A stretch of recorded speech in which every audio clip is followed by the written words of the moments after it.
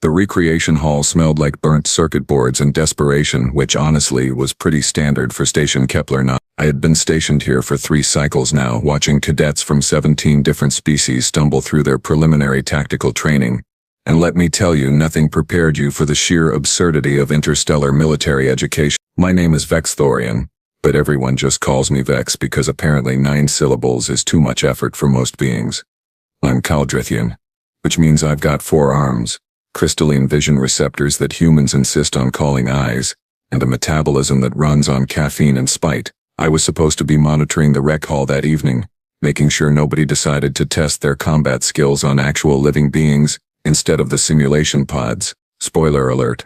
I failed spectacularly at that job. The fight started like most fights do, with stupidity and testosterone, or whatever hormonal equivalent passes for testosterone in species that reproduce through spore distribution. Cadet Ryloth, a Venusian with more muscle than sense, had apparently taken offense to something Cadet Marcus had said about his exoskeleton looking like a sad lobster that gave up on life. Now, Marcus was human. Specifically, he was a scrawny human kid from some backwater colony whose name I could never remember. Looked like a strong breeze could snap him in half. He had this mop of brown hair that defied gravity and regulations simultaneously, and a mouth that wrote checks his body absolutely could not cash. I stand by what I said, Marcus announced, his voice carrying across the rec hall with the confidence of someone who had never been punched through a wall before. That exoskeleton is a fashion crime against the entire galaxy. Did you lose a bet, or were you just born unfortunate? I was halfway across the room, but I could already see this going sideways. Ryloth's mandibles were clicking, which in Venusian body language roughly translated to "I'm about to commit violence and possibly a war crime." "You insignificant mammal," Ryloth hissed, his voice box producing sounds that made universal translators weep. "I will crush your fragile bones into powder and use them to season my evening meal." "Wow, creative," Marcus replied, absolutely refusing to read the room.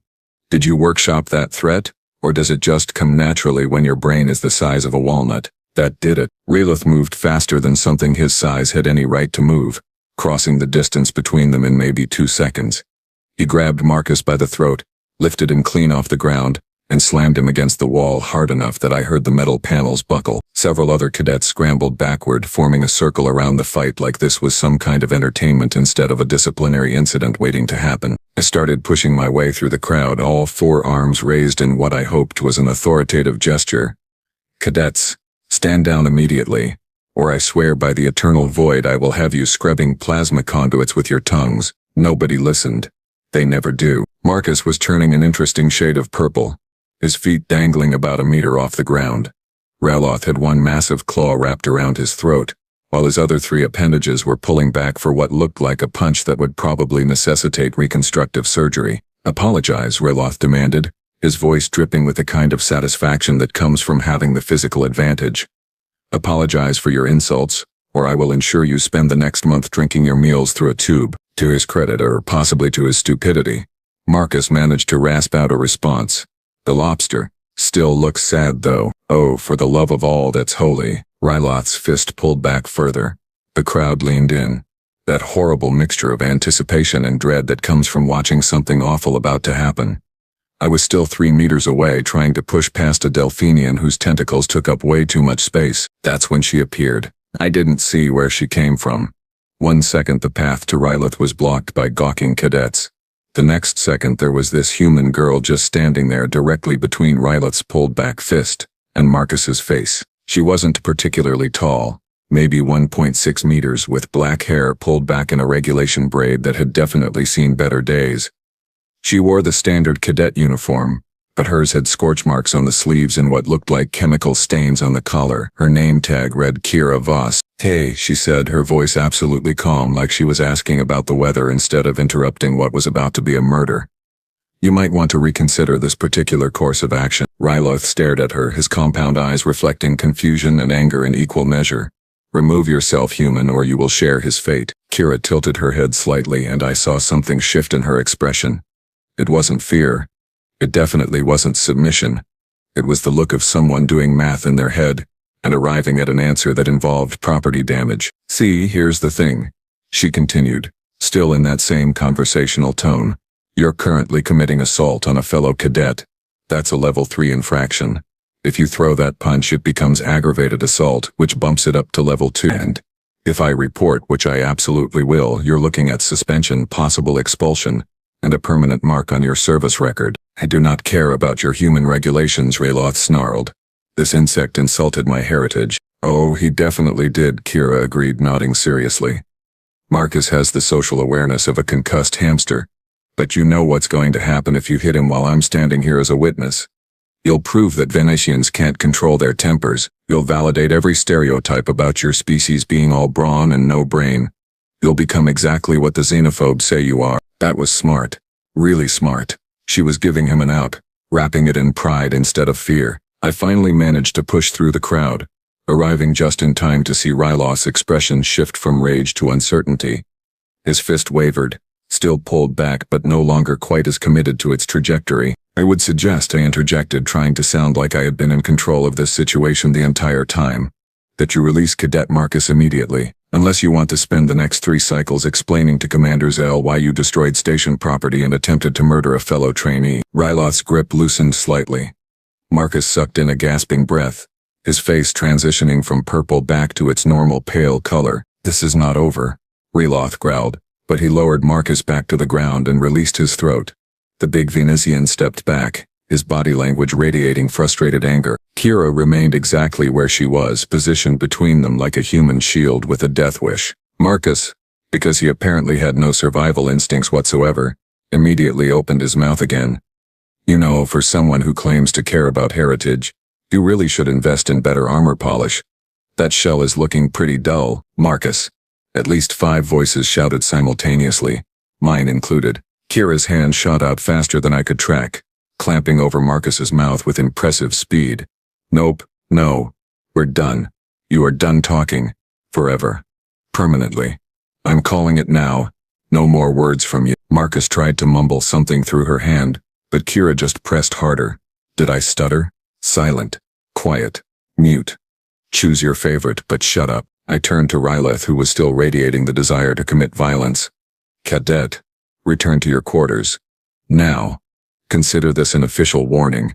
The next incident, and I don't care if someone insults your mother, your exoskeleton, or your entire evolutionary tree, you go straight to the brig. Understood? Rayloth's mandibles clicked in what might have been agreement, or might have been a threat. Hard to tell with Venusians, but he turned and stalked away, the crowd parting for him like he was radioactive, which left me with Marcus, still being physically silenced by Kira, and about 30 other cadets who were extremely disappointed that the entertainment had ended without anyone getting seriously injured. All right, show's over, I announced, clapping 2 of my hands together for emphasis. Everyone back to your assigned activities, or I start assigning extra shifts in the waste reclamation unit. Nothing cleared a room faster than the threat of sewage duty. Within 30 seconds, the rec hall had emptied out to just me, Marcus, and Kira. I turned my full attention to the girl who had somehow diffused a situation that should have ended with medical teams and incident reports. Cadet Voss. That was either incredibly brave or incredibly stupid. She finally released Marcus, who immediately gasped in a breath and then, predictably, said something stupid. I totally had that under control. Both Kira and I stared at him. You were 30 seconds away from having your face rearranged, Kira said flatly. You had nothing under control. You were actively losing consciousness. I was strategizing, Marcus insisted, rubbing his throat. That was all part of the plan. Your plan was to insult someone who could bench press a shuttle until he killed you. I asked, genuinely curious about the logic. When you put it that way, it sounds bad, Marcus admitted. Because it is bad, Kira interjected. It's possibly the worst plan in the history of plans.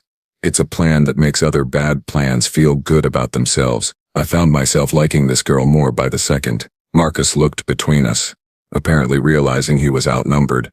Fine, maybe I could have handled that better, but he started it with the whole crushing bones thing. You called his exoskeleton a sad lobster, Kira pointed out. What exactly did you expect would happen? I expected him to have thicker skin. Metaphorically speaking, although his actual skin is pretty thick, being an exoskeleton and all, which is kind of the whole point of, Marcus, I interrupted, holding up one hand. Stop talking before I let Ryleth finish what he started. He wisely closed his mouth. I turned back to Kira, studying her more carefully. She looked tired, the kind of tired that came from too many late nights. and not enough sleep. But her eyes were sharp, alert, missing nothing. Where did you learn to de-escalate situations like that? She shrugged, a very human gesture. My dad was a negotiator for the Terran Colonial Defense. I grew up watching him talk down everything from trade disputes to armed rebellions. You learn a few things. Clearly, I said. That was professional-level conflict resolution. Better than half the officers on this station could manage. A slight smile flickered across her face there and gone in an instant. Thanks. Though honestly, it's easier when you're not emotionally invested. I don't care about Marcus enough to be scared. Hey, Marcus protested. You literally just almost died because you couldn't stop insulting someone, Kira shot back. Forgive me if I'm not emotionally attached to your survival. I watched their interaction with growing amusement. There was clearly history there, though whether it was friendship or something else was hard to determine. Humans were confusing at the best of times. Both of you in my office. Tomorrow morning, 0700 hours, I said, making it clear this wasn't a request. We're going to have a conversation about appropriate conduct and survival instincts, or the lack thereof. Marcus groaned.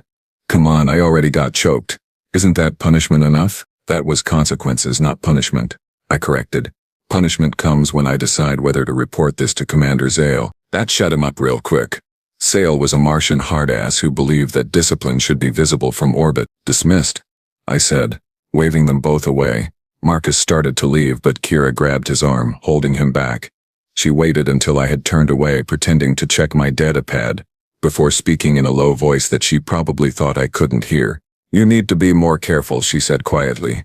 This is the third fight this month. I don't go looking for them, Marcus protested. No, you just open your mouth and they find you, Kira replied. Marcus, I'm serious. One of these days I'm not going to be there to step in. I don't need you to protect me. Obviously you do, because without me you'd currently be a smear on the wall. There was genuine concern in her voice under the sarcasm. I filed that away for future reference. They left together, still bickering in that way that suggested they'd been friends for a long time. I watched them go, then pulled up Kira's file on my datapad. Kira Voss, 18 standard years old. Terran. From Earth proper. Not one of the colonies. Enrolled in the tactical program 6 months ago. Grades were excellent across the board, particularly in strategic planning and xenocultural studies. The combat scores were above average but not exceptional. Disciplinary record was clean except for one incident involving an unauthorized modification to a training simulator. Interesting. I dug deeper, accessing her personal background. Father was indeed a negotiator, currently serving in the Outer Rim. Mother was deceased, killed in a shuttle accident when Kira was 12. No siblings, next of kin listed as her father, currently stationed 3 systems away, so she was alone here. That explains some of the weariness I'd seen in her eyes. I was about to close the file when something caught my attention. A note in her psychological evaluation added by the station counselor. Cadet Voss demonstrates exceptional emotional control and situational awareness. However, she shows a concerning tendency to prioritize others' safety over her own. Recommend monitoring for self-destructive protective behaviors. Well, that certainly explained why she'd stepped between Ryloth's fist and Marcus's face. I closed the file and leaned back in my chair, 3 of my 4 arms crossed while the 4th rubbed at my visual receptors. This was going to be complicated. Humans always made things complicated, but as I sat there in the empty rec hall surrounded by the scent of burnt circuits and the ghost of violence narrowly avoided, I couldn't help but think that maybe complicated wasn't entirely bad. After all, simple situations didn't usually make for interesting stories, and something told me that Kira Voss was going to be a very interesting story indeed. The next morning arrived with all the enthusiasm of a gravity malfunction, which is to say it came whether I wanted it to or not. I had spent most of the night reviewing incident reports and wondering why the universe had decided that babysitting hormone-riddled cadets was an appropriate use of my tactical expertise. At exactly 0700 hours there was a knock on my office door. Punctual. I appreciated that. Enter? I called out, not looking up from my datapad. The door slid open with a mechanical hiss, and I heard 2 sets of footsteps, one confident and measured, the other shuffling like someone being led to their execution. Cadets Voss and Marcus reporting as ordered, sir. Kira's voice was crisp, professional. She'd clearly had some military training before arriving at the station. I finally looked up. They stood at attention, or at least Kira did. Marcus looked like he was attempting attention but had forgotten what it actually involved. His uniform was rumpled, There was a spectacular bruise blooming across his throat from yesterday's encounter, and his hair somehow looked even worse than usual. Kira, by contrast, looked immaculate. Uniform pressed, boots polished, posture perfect. The only sign of yesterday's chaos was a small cut above her left eyebrow that I hadn't noticed before. "At ease," I said, gesturing to the 2 chairs across from my desk. "Sit." They sat. Kira folded her hands in her lap, calm and composed. Marcus immediately started fidgeting with the edge of his sleeve. I let the silence stretch out for a moment watching them. It was an old interrogation technique, one that usually made people nervous enough to start talking. Kira, to her credit, met my gaze steadily. Marcus looked like he was calculating how fast he could make it to the door. "So," I finally said, leaning back in my chair, "let me tell you what I saw yesterday. I saw a cadet with the self-preservation instincts of a suicidal lemming intentionally provoke someone 3 times his size and approximately 10 times his strength. I then saw another cadet, who had absolutely no obligation to get involved, step directly into the path of a potentially lethal attack to prevent said suicidal lemming from becoming a wall decoration." Marcus opened his mouth, probably to argue about the lemming comparison. "That was rhetorical," I cut him off. "I'm not finished." He closed his mouth. "What I want to know," I continued, fixing Kira with my most penetrating stare, "is why. Why risk yourself for someone who clearly has no regard for his own safety?" Kira didn't hesitate. "Because letting him get hurt when I could prevent it would make me complicit in the violence. And because Marcus, despite being an idiot, doesn't deserve to have his face rearranged over a stupid comment." "Hey," Marcus muttered. "I'm sitting right here." "I'm aware," Kira replied without looking at him. "That's why I said it loud enough for you to hear." I found myself suppressing what humans call a smile. "And you, Cadet Marcus, what's your explanation for repeatedly antagonizing beings who could kill you with minimal effort?" Marcus shifted uncomfortably in his seat, the bruise on his throat darkening as he swallowed. "I don't like bullies." That was not the answer I'd been expecting. "Explain." Raylath wasn't just standing there minding his own business, Marcus said, and for the first time since entering my office he made direct eye contact. Before I made the lobster comment, he was harassing Cadet Prill, the Delphinian from the engineering track, kept making jokes about how Delphinians are all soft and useless because they don't have a combat culture. Prill was getting upset, and nobody was doing anything about it. I pulled up the security footage from yesterday on my desk terminal, scrolling back to before the fight. Sure enough, there was Raylath, looming over a much smaller Delphinian cadet, his body language clearly aggressive. Prill's chromatophores were flashing distress colors. Several other cadets were watching but keeping their distance. And there was Marcus standing off to the side watching the whole thing with an expression I recognized. I'd seen it before on soldiers who were about to do something stupid for the right reasons. "So you decided to redirect his aggression toward yourself," I said slowly.